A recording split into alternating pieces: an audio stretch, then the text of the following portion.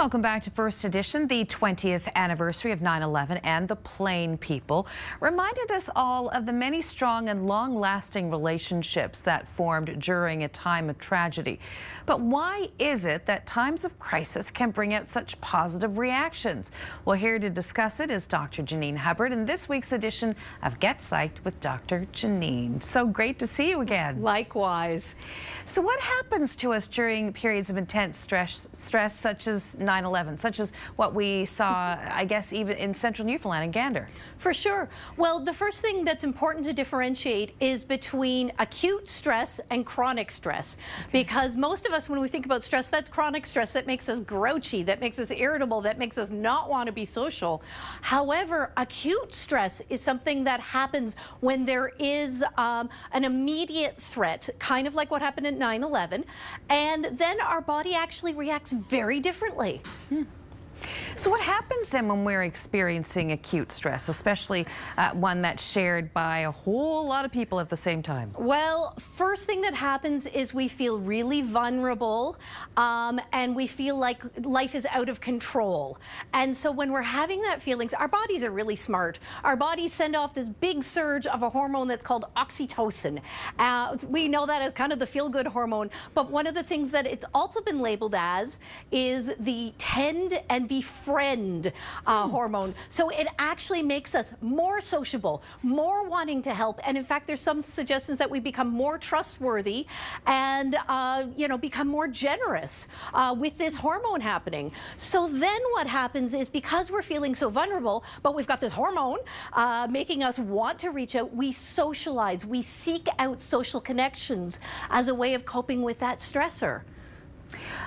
Before we get on to, I know something that you and I were going to discuss, I'm just curious. So, a whole bunch of people in Gander were affected, the same way.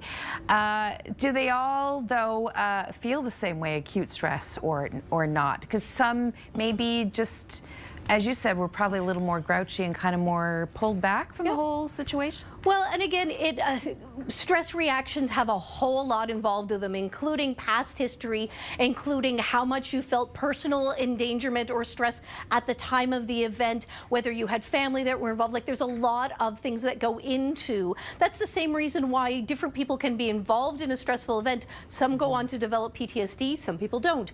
There's a lot of individual factors that influence how we cope to how we react to that kind of a stressor. Are there lessons learned from the friendships with the 9/11 Plain People? There sure are. One of the reasons I think that those friendships have been so enduring is because there have been so many anniversaries and memorials and reasons for people to think about, oh right, I should reach out to that person. It's the same reason we see such camaraderie actually in things like veterans or first responders, who again are frequently rebonded or brought back together as a reminder of the incident that may have happened. So some lessons learned. Listen, in this past year, we've had Snowmageddon. I mean, certainly COVID has affected things, but even this past weekend, how many people were out there with helpful neighbors and bonding over, clearing the street, helping everybody else. So use this as a reminder. Reach out to somebody who came and helped you with your trees on the weekend. Maybe go and drop them off, a treat of some sort, or just knock on the door and say, hey, just wanted to connect again.